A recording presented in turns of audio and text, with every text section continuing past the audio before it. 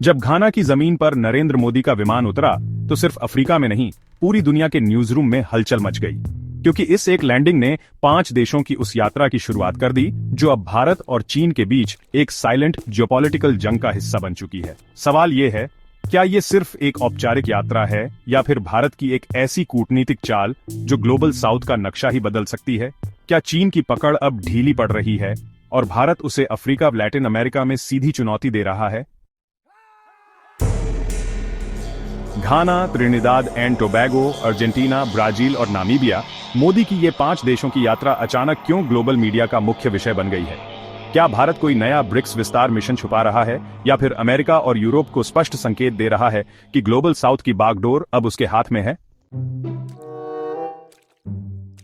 दिलचस्प बात यह है कि इन सभी देशों में भारत की मौजूदगी से चीन की पहले से चली आ रही निवेश योजनाओं पर सीधा असर पड़ सकता है, और यही कारण है कि बीजिंग से लेकर वॉशिंगटन तक हर स्ट्रेटेजिक थिंक टैंक इस दौरे को एक जियोपॉलिटिकल चेस मूव मान रहा है। अगर आप भी उन दर्शकों में हैं जो इन गहरी चालों को समझना चाहते हैं तो इसी वक्त चैनल को सब्सक्राइब कीजिए। अब तस्वीर अमेरिका से, जहां ट्रंप का विवादित one big beautiful bill senate से पास हो चुका है। इस बिल में प्रेस की आजादी पर सीमाएं, वेलफेयर स्कीम्स में कटौती और मिलिट्री बजट में बढ़ोतरी शामिल है। 51 बनाम 50 वोट से पास हुए इस बिल पर निर्णायक वोट उपराष्ट्रपति ने डाला। ट्रंप समर्थक इसे अमेरिका फर्स्ट 2.0 की नींव बता रहे हैं, लेकिन आलोचक कह रहे हैं कि ये वही रास्ता है जिस पर चलकर लोकतंत्र धीरे धीरे सत्तावाद में बदलता है। ट्विटर और यूट्यूब पर #ट्रंप बिग बिल और #प्रेस फ्रीडम यूएसए ट्रेंड कर रहे हैं। कई विशेषज्ञ इसे ट्रंप की सत्ता वापसी की तैयारी मान रहे हैं, लेकिन असली सवाल यह है, क्या अमेरिका का लोकतंत्र अब इतने ध्रुवीकृत हो चुका है कि एक अकेला बिल उसके संस्थानों की आत्मा को बदल सकता है? क्या यह ट्रंप की एक रणनीतिक जीत है या लोकतंत्र के मूल्यों की सबसे बड़ी हार? पूर्व की ओर बीजिंग से आज एक ऐसी चेतावनी आई है जो चीन के आर्थिक स्वास्थ्य को लेकर अंतर्राष्ट्रीय बाजारों में चिंता फैला रही है। कम्युनिस्ट पार्टी की आधिकारिक पत्रिका च्यूशी ने आज एक नीतिगत लेख छापा जिसमें देश में चल रही प्राइस वॉर को राष्ट्रीय सुरक्षा के लिए खतरा बताया गया है। टेक कंपनियों और ई कॉमर्स दिग्गजों ने पिछले 6 महीने में एक दूसरे को पछाड़ने के लिए भारी छूट दी है, जिसके चलते हजारों की संख्या में छंटनी हो चुकी है। इन परिस्थितियों में उपभोक्ताओं को तो लाभ हो रहा है, लेकिन कंपनियों के मुनाफे और देश के टैक्स कलेक्शन पर गंभीर असर पड़ रहा है। विदेशी निवेशक अब दक्षिण पूर्व एशिया और भारत की ओर रुख कर रहे हैं। आज यूट्यूब पर चाइना इकोनॉमी क्रैश 2025 और मेड इन चाइना कोलैप्स जैसे वीडियो ट्रेंड कर रहे हैं, और लोगों में चर्चा है कि क्या चीन अब उसी आर्थिक जाल में फंस गया है जिसे उसने कभी दूसरों के लिए बुना था। इतना ही नहीं, इस खबर के बीच भारत के शेयर बाजार में हल्का उछाल देखा गया है और निवेशकों को भरोसा है कि आने वाले समय में भारत एक वैकल्पिक निर्माण केंद्र के रूप में और मजबूत होगा। लेकिन इस सब के बीच एक बड़ा सवाल यह भी है, अगर चीन की अर्थव्यवस्था वाकई फिसलने लगी है तो क्या दुनिया की सप्लाई चेन दोबारा वैसी ही झटकों का सामना करेगी जैसा कोविड काल में हुआ था? अब रुख करते हैं पाकिस्तान की ओर, जहां एक तरफ वह जुलाई महीने के लिए संयुक्त राष्ट्र सुरक्षा परिषद की अध्यक्षता संभाल चुका है, वहीं दूसरी ओर खबर है कि अमेरिका उसकी जमीन में छिपे रेयर मिनरल्स पर बारीकी से नजर रख रहा है।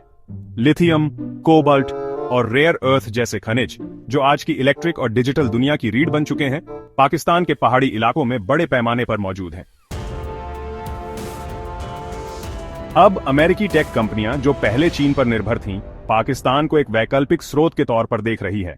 कुछ रिपोर्ट्स तो यह भी कह रही हैं कि अमेरिका पाकिस्तान को एक आर्थिक रेस्क्यू पैकेज के बदले उसकी खनिज संपदा में निवेश की छूट चाहता है। क्या यह जियोपॉलिटिकल सौदा पाकिस्तान के लिए अवसर होगा या एक नया कर्ज जाल? और क्या इस डील के बदले पाकिस्तान को कुछ अंतर्राष्ट्रीय मंचों पर अमेरिका की लाइन को फॉलो करने का दबाव झेलना पड़ेगा? दूसरी ओर जापान में आज दोपहर टोकारा द्वीप के पास 5.5 तीव्रता का भूकंप दर्ज किया गया। यह इलाका नैनकाई ट्रॉफ के पास है, जो एक सक्रिय और खतरनाक टेक्टोनिक जोन माना जाता है। जापानी सरकार ने तुरंत हाई लेवल अलर्ट जारी किया और मेगाक्वेक प्रिपेयर्डनेस प्लान में बदलाव की घोषणा की। कई स्कूलों, रेलवे स्टेशनों और परमाणु संयंत्रों को विशेष निगरानी में रखा गया है। यूट्यूब पर #जापान अर्थक्वेक और #नैनकेट्रॉफ ट्रेंड कर रहे हैं और कई एनिमेटेड वीडियो में दिखाया जा रहा है कि अगर यही झटका 8.0 तीव्रता का होता तो पूरे जापान में क्या तबाही हो सकती थी। यह सिर्फ जापान नहीं बल्कि साउथ कोरिया, ताइवान और हवाई तक इस भूकंपीय हलचल की गूंज सुनाई दी है। और अब चर्चा ये है, क्या यह सिर्फ एक टेक्टोनिक एक्सीडेंट था या फिर दुनिया किसी बड़ी प्राकृतिक अस्थिरता की ओर बढ़ रही है। इसी कड़ी में संयुक्त राष्ट्र की आज जारी की गई जलवायु रिपोर्ट ने भूवैज्ञानिक चिंता को और गहरा कर दिया है। रिपोर्ट कहती है कि 2025 की पहली छमाही में पृथ्वी के कार्बन डाइऑक्साइड स्तर अब तक के सबसे ऊंचे स्तर पर पहुंच गए हैं और इसका सीधा असर टेक्टोनिक प्लेट्स पर पड़ सकता है, जो गर्मी और दबाव के प्रति संवेदनशील हैं। वैज्ञानिकों का मानना है कि लगातार गर्म हो रही धरती अब सिर्फ जलवायु को नहीं बल्कि पृथ्वी के अंदरूनी संतुलन को भी बिगाड़ रही है। इसका मतलब ये है कि भूकंप, बाढ़ और ज्वालामुखी विस्फोटों की घटनाएं अब और तेजी से बढ़ सकती हैं। #ClimateQuake और #UN Warning जैसे हैशटैग आज ट्रेंड कर रहे हैं और एक नई बहस शुरू हो चुकी है कि क्या हम एक मल्टी क्राइसिस कन्वर्जेंस पॉइंट की तरफ बढ़ रहे हैं। इसी समय रूस और बेलारूस ने संयुक्त रूप से ज़ैपड 25 नामक सैन्य अभ्यास की घोषणा की, जिसमें पहली बार एंटी सैटेलाइट हथियारों और हाई फ्रीक्वेंसी साइबर वॉरफेयर शामिल किए जाएंगे। यह अभ्यास तब घोषित हुआ है जब नाटो ने भी आज से ही डिफेंडर एज 2025 नामक युद्धाभ्यास की शुरुआत की है। दोनों अभ्यासों का एक ही दिन में शुरू होना कोई संयोग नहीं, बल्कि एक सीधा जियोपॉलिटिकल संदेश है कि तनाव अब अभ्यास तक सीमित नहीं रहा, बल्कि रणनीतिक तैयारी का हिस्सा बन चुका है। क्या यह एक नया शीत युद्ध है या फिर कोई और बड़ा टकराव धीरे धीरे आकार ले रहा है?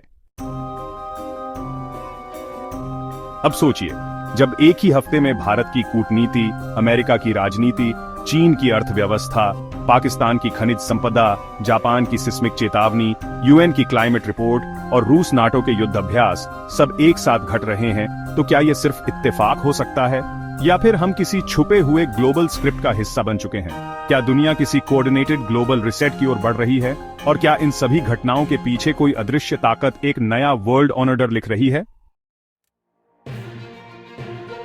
अगर आपको भी लगता है कि यह सब कुछ सामान्य नहीं है, तो इस वीडियो को तुरंत लाइक कीजिए, कमेंट में बताइए आपको सबसे चौंकाने वाली खबर कौन सी लगी और चैनल को सब्सक्राइब कीजिए, क्योंकि DNY 11 सिर्फ खबर नहीं दिखाता, बल्कि वो परतें खोलता है जिन्हें दुनिया छिपाना चाहती है।